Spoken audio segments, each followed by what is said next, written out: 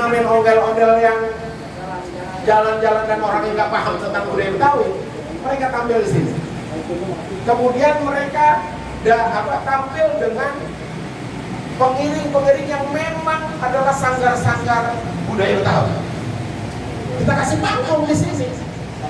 Gitu. Kalau perlu kita bikin keramaian di sini, keriaan di sini, dia tampil terhormat.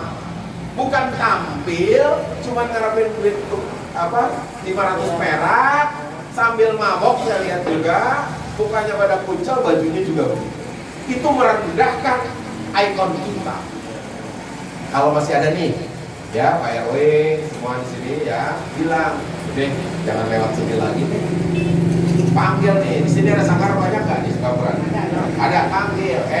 Sanggar, kita tahu sanggar sekarang lagi nangis karena udah nggak ada yang panggil di sini, ya. Atraksi di sini. Kalau perlu kita bantuin mecreknya, tapi ketika pelaksanaan tarian ondel-ondelnya, faksun daripada tarian ondel-ondelnya dijalani dengan benar. Itu yang kita minta kemarin Bunda.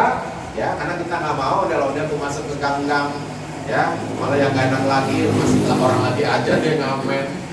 Kan kita paham kalau orang Betawi ya, kalau yang namanya udah azan, walaupun dia kagak sholat, dia ngumpet dulu. Nah, walaupun dia nggak sholat, dia masih juga yang bangor-bangor kan ya. Jadi banyak yang bangor, udah? Oh masih banyak. Kalau bisa udahlah ya. Kalau kita bangor, modalnya bangor terus, besok kita tinggal sejarah orang Betawi. Karena apa? Pinter kagak? Kerja males, bangor lagi. Siapa yang mau pakai kita? Udah mulailah orang Betawi, pertama harus pinter, olah lah. Malah DPP Forkabi menyiapkan hampir 20 beasiswa di Yayasan Islam Al-Kamal, insinyur tapi. Dan saya selalu minta tuh ke Bang Bahrudin, ada gak yang tahun ini, agak tahun ini. Gratis sampai pakai tongganan. Kemudian karena memang Forkabi fokus di kegiatan keagamaan dan entrepreneur atau usaha, fokus di situ.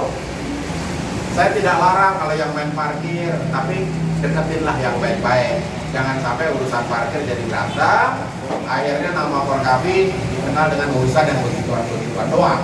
Malu kita sama ketua umum kita bintang 2, bisnisnya di mana-mana, pom bensinnya di mana-mana. Masa anak buahnya ribut urusan begitu dulu, ya?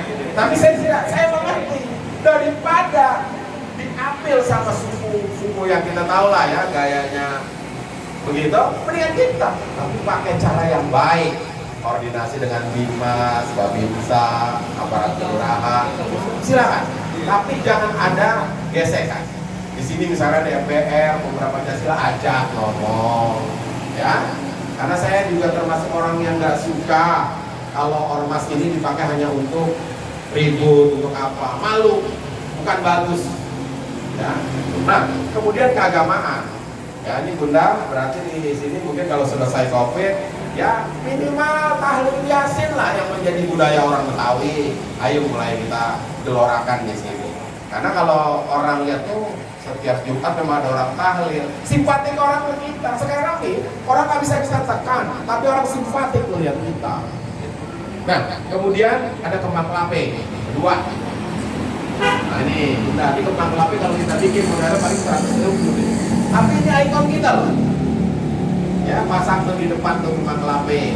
Ya, kalau biasanya kan kembang kelape dipakai untuk yang sifatnya sebentar. Biasanya pakai inian, pakai janda. Intinya pakai nanas atau pakai paya. Kalau yang bakal lama, ya bisa pakai styrofoam gitu, biar agak lamaan.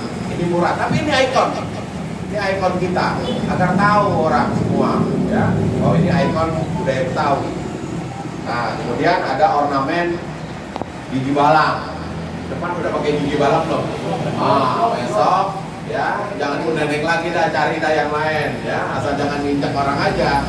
Beli nih gigi balang, nih ada berapa model ya.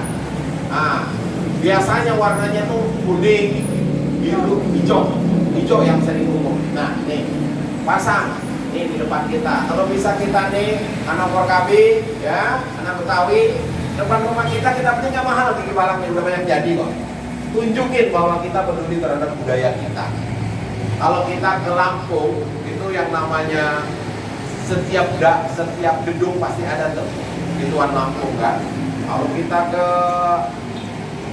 Sumatera Barat apalagi, ya, ke Bali apalagi.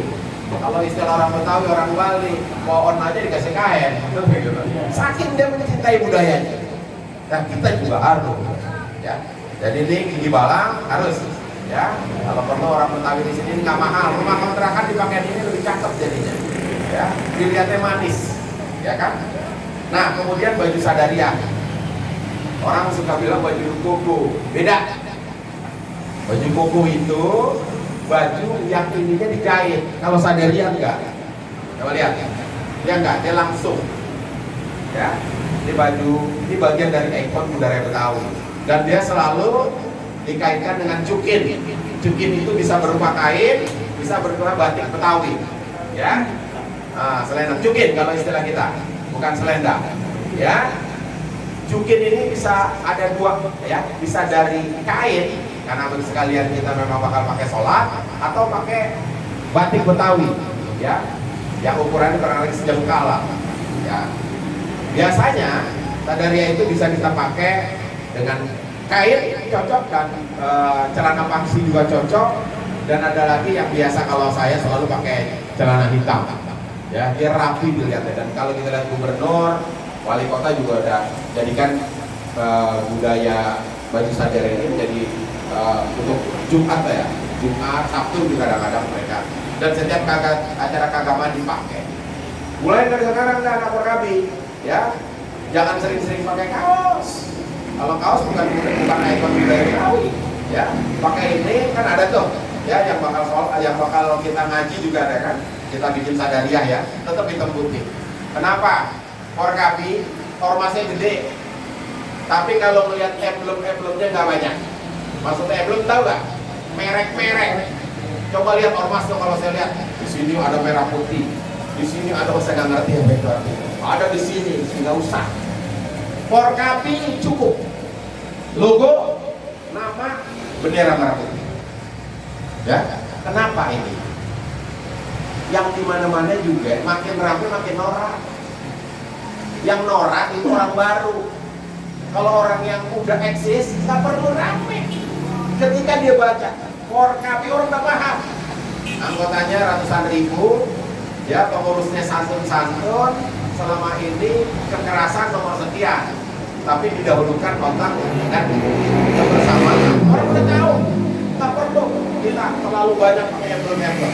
Saya, ya, tadi baru deklarasi damai di Tugu Proklamasi. Saya lihat tuh ormas yang datang, hampir semua emblemnya tuh ada 8 kali. Ini 1, 2, 3, 4, 5. Udah banyak banget ya. Ngeliatnya buyang saya. Ngeliatnya buyang saya. Enggak, setahu saya yang pakai begitu tuh tentara. Jadi tentara kalau pakai itu, pertama ini wing ketika dia penerjun.